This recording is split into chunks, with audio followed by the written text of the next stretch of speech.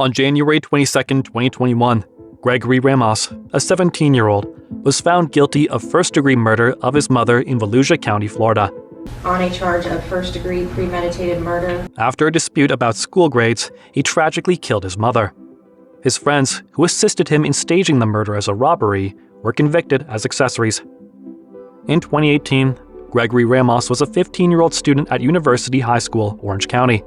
He studied criminal justice and aspired to become a detective.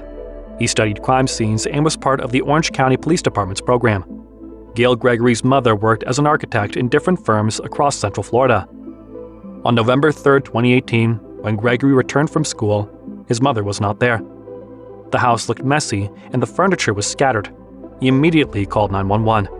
The investigators soon arrived and started to search the house.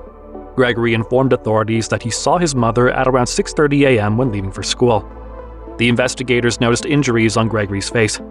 Upon asking, he claimed that he was injured during a school fight with his friend Dylan Seglarek.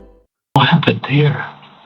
I got in a fight yesterday with one of my friends. I didn't see that yesterday. I had makeup on. During their search, investigators found Gail's van parked in the driveway, but the engine was running. A side door of the house was broken, and a blood drop was spotted just inside the front door. Investigators began questioning Gregory about his activities last night, to which he admitted that he had an argument with his mother over a D grade in one of his subjects. After his mother scolded him, he straight away went to bed. Gregory further claimed that he took his mobile phone from his parents' room, which they had taken to maintain discipline. Later, he called his friends to pick him up. I then proceeded to call my friends to come pick me up. And they all went to the fire pit at River City Church in Gail's van. He claimed he was back home before his mother was awake. Investigators investigated at Gail's workplace, Rose Imbrito Architects, where her colleagues said she had not arrived for work and her calls went straight to voicemail. Investigators even contacted Gregory's school and discovered that Gregory had left the school earlier around 1 p.m. and didn't board the bus that afternoon. They even spoke to Dylan to find more clues. During the investigation, they found differences between Dylan's and Gregory's statements. Dylan initially said that he had last seen Gregory during lunch at school. He claimed that he left school with a friend, Brian Porras, before going to work at nearby Sanford that afternoon. However, when confronted with inconsistencies in his statement, Dylan confessed that he had left school with Brian and Gregory. Dylan confessed that he and Brian picked up Gregory around 6:15 a.m. on November 3, 2018. On their way to school, Gregory admitted that he had ended his mother's life. He had facial injuries under his eyes, and his clothes were dirty from burying his mother. At first, Dylan told the investigators that he didn't know where Gail's corpse was. But later, he revealed that she was buried in the woods near River City Church's fire pit. He even informed investigators about the things that were hidden in the woods behind the church, including a rifle. More items taken from Gregory's house were thrown into a dumpster behind a Winn-Dixie supermarket in Deltona. The investigators forced Gregory to reveal the truth as they had a witness.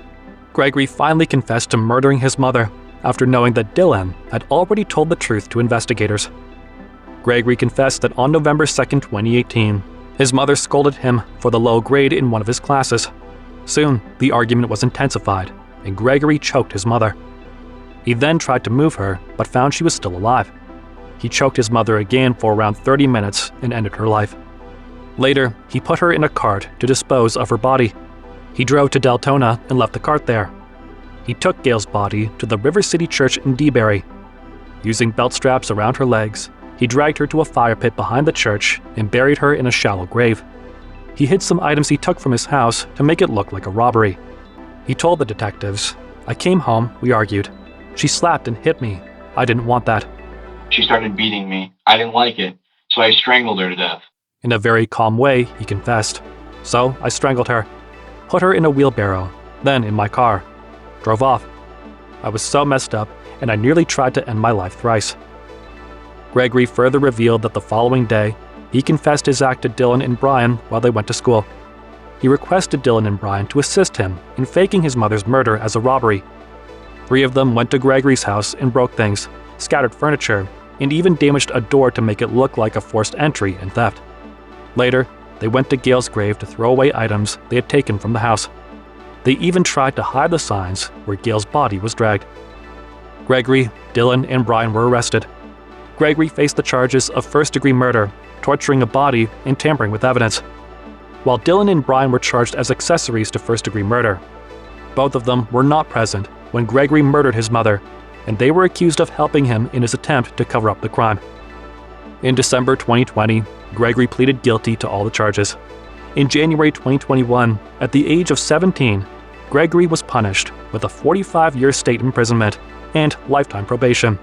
However, his punishment will be reviewed after 25 years because he was a minor when convicted.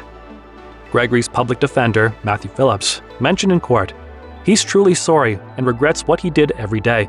And he regrets his actions every day. He's been working on getting his high school diploma while in custody. Dylan was sentenced to 10 years of probation. In February 2021, he was sentenced to 828 days imprisonment in Volusia County Branch Jail. He pleaded no contest to his charge of being an accessory. However, Dylan violated probation in October 2021 by escaping from the police during a traffic stop and entering another vehicle. On July 8, 2022, Brian was sentenced to 14 years of probation, with the first 364 days to be spent in Volusia County Branch Jail. In a plea agreement, Brian pleaded no contest to the charge of accessory. No contact by in person, by another person, by third party, social media of any kind, phone call, nothing.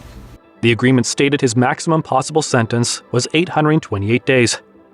The judge also decided not to give Brian a crime conviction, considering he was a minor at the time of the crime. Gregory is held at the Lake City Correctional Facility in Columbia County, Florida.